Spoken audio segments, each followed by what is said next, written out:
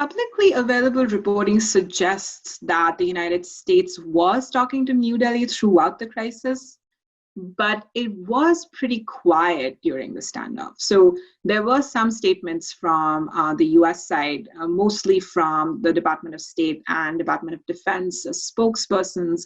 And those were they were sort of boilerplate statements about, encouraging both sides to have dialogue, reducing tensions.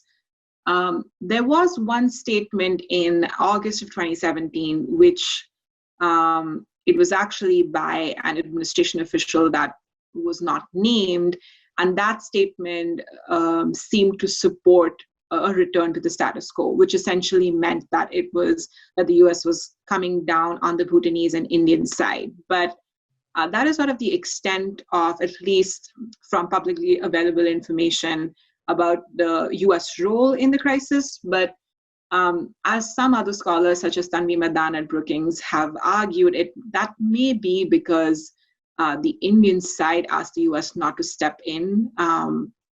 I believe that logic as well, that maybe India wanted to deal with China sort of bilaterally and did not want to make it seem like the US was taking sides and sort of asked it to stay in the background.